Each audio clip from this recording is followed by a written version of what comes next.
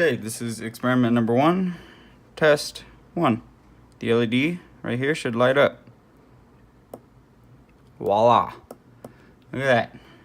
So 9-volt battery going to switch to a 10 ohm resistor to the LED, and then back to the negative of the 9 volt. And now we shall move on to experiment number 2. Welcome to experiment number 2. And this is technically the same as experiment number 1. The LED right here should light up when I click the switch. However, this time we shall be able to adjust the brightness of this by simply spinning. Oh, look at that. Adjusting the brightness. Okay, and now we shall move on to experiment number 3. Okay, welcome to experiment 3, where we have resistors in series. Now this is a 3-part experiment using a 3.3 ohm resistor, a 100 ohm resistor, a 1 ohm resistor, and a 10 ohm resistor. So, and progressively as we take out the 100 ohm and put in the other two, the LED should get brighter in order from most to least resistance. So right now we have the most, so it is very dim, obviously. So pull this out, place with 10.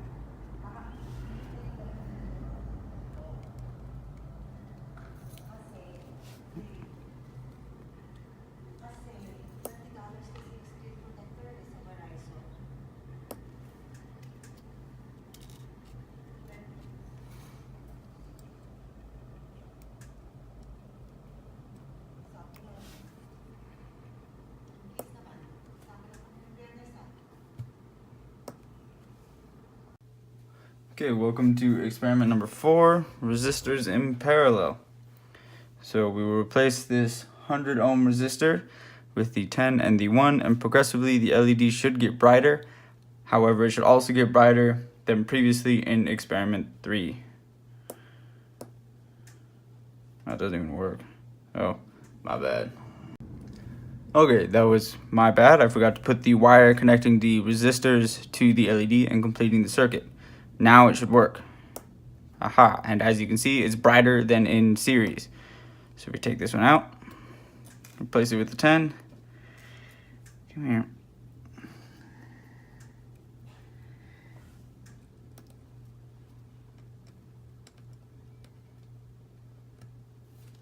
Should be brighter.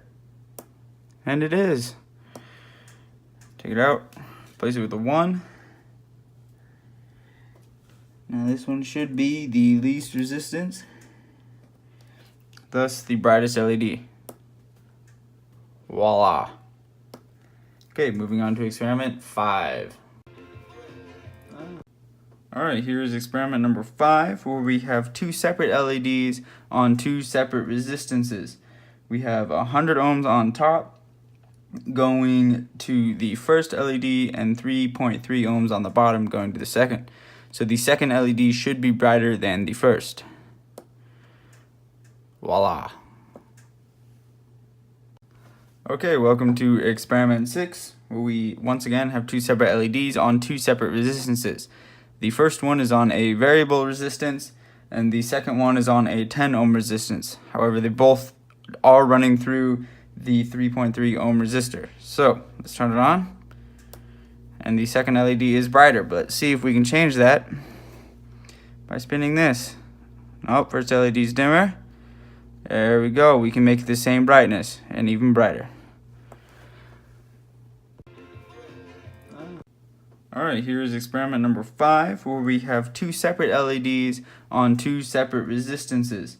We have 100 ohms on top going to the first LED and 3.3 ohms on the bottom going to the second. So the second LED should be brighter than the first. Voila. Okay, welcome to experiment 6, where we once again have 2 separate LEDs on 2 separate resistances.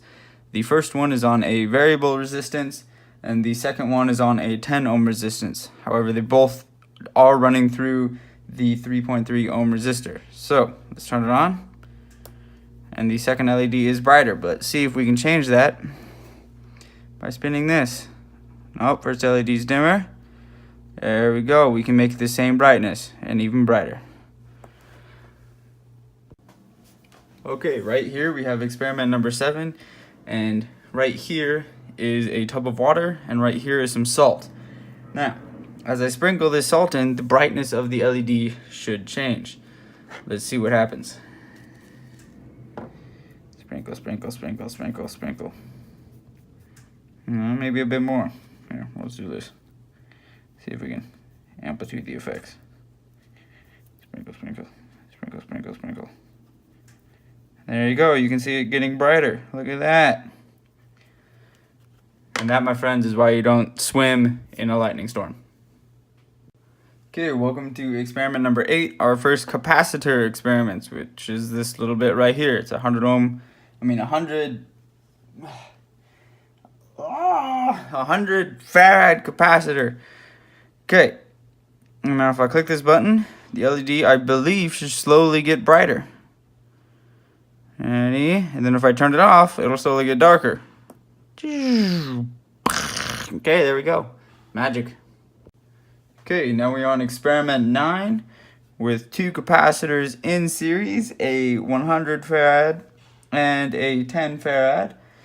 Now, 100 what is it, micro? Yeah, 100 microfarads and 10 microfarads, my bad. Now, if we click this, the small capacitor should dominate the large one. Yep, and as we could tell, there was a very little delay in the light turning on. Now, if we turn it off, it should turn off almost instantaneously. Ta-da! Small dominates large. Welcome to experiment number 10, where we have 2 capacitors in parallel.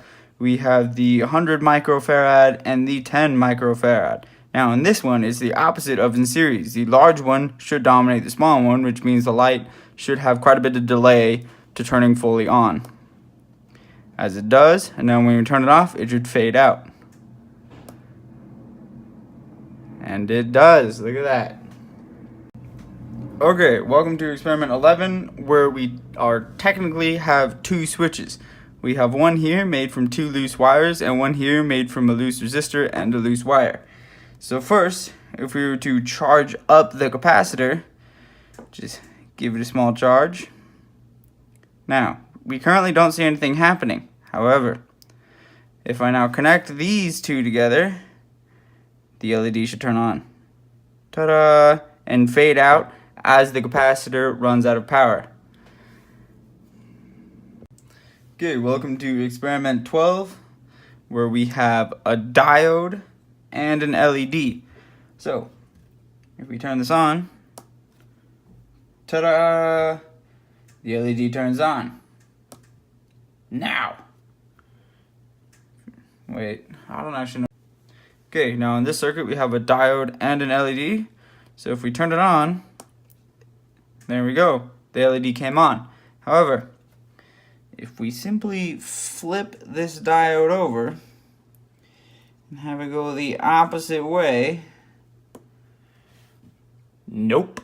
The diode will only flow current one direction.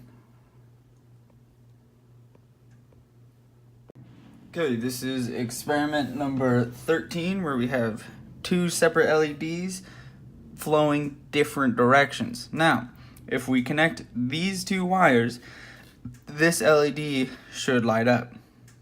Ta-da! And it slowly fades out as the capacitor is charged. Now, if we connect these 2, the other one should light and then slowly fade out. There we go. Perfect. Welcome to the 14th and final experiment of today. Now, technically this circuit is complete right now. It does have a path to flow. However, we have this little black thing in here, which is a transistor, and it is acting as an open circuit for that particular part of the circuit. Now, if we close it, the LED lights up and the entire circuit is now closed. Both parts, both the part with the switch and the part with the transistor. Well, the part that runs through the transistor and the LED. Awesome. Thank you so much. This has been the first 14 experiments of PK 101.